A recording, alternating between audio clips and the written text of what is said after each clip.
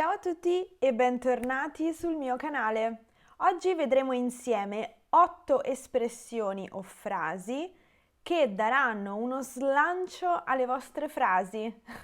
Allora, iniziamo dalla prima espressione che è voltare pagina.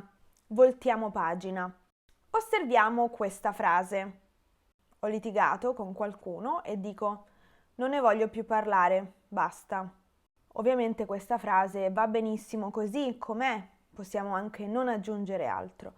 Ma se noi a questa frase aggiungiamo l'espressione voltare pagina, non ne voglio più parlare, voltiamo pagina.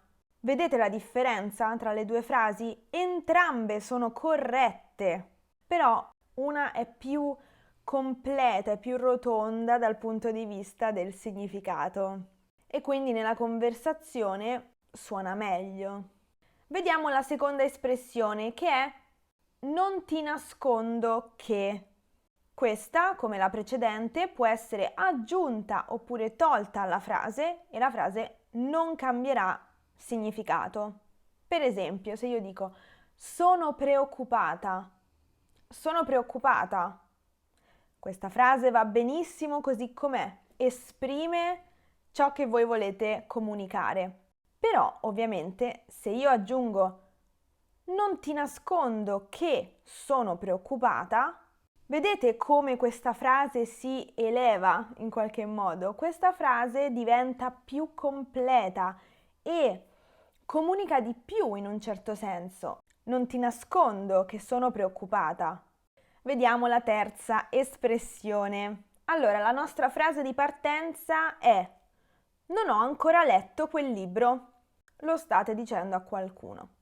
Se noi aggiungiamo alla frase ti confesso che non ho ancora letto quel libro, l'obiettivo è quello di rendere più naturale, più discorsiva la conversazione e lo possiamo fare appunto aggiungendo queste piccole frasi all'inizio o alla fine.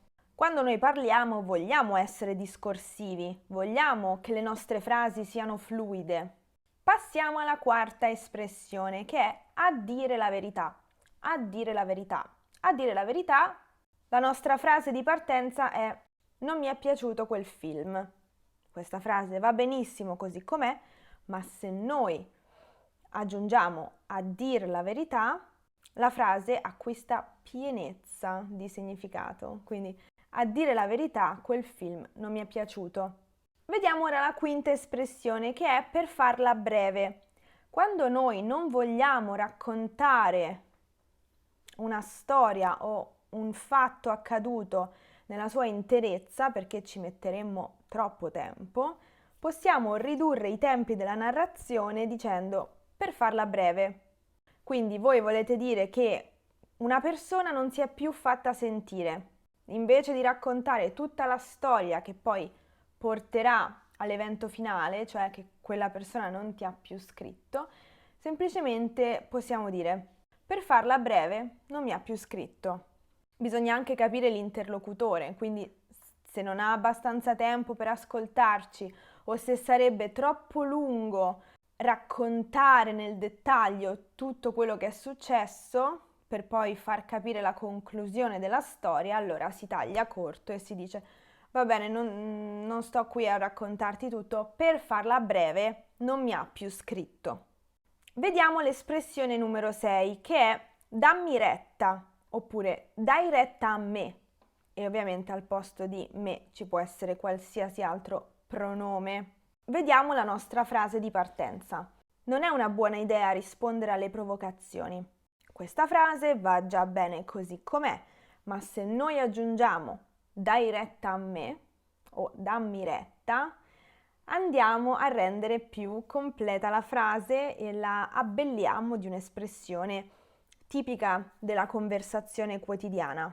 Già prima avevamo dato un consiglio impersonale, perché non è una buona idea. Impersonale, ma pur sempre un consiglio. Allora, con questa espressione dai retta a me o dammi retta, andiamo a rendere più esplicito questo consiglio e chiediamo gentilmente a chi ci ascolta di fidarsi di quello che stiamo dicendo.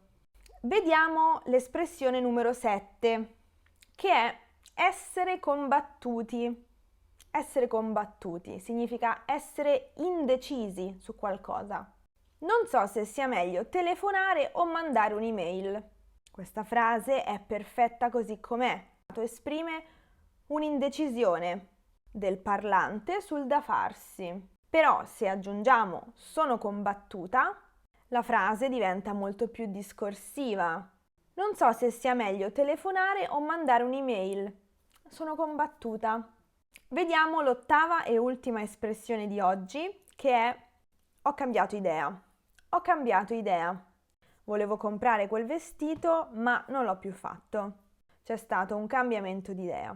Allora possiamo dire volevo comprare quel vestito, ma non l'ho più fatto. Ho cambiato idea.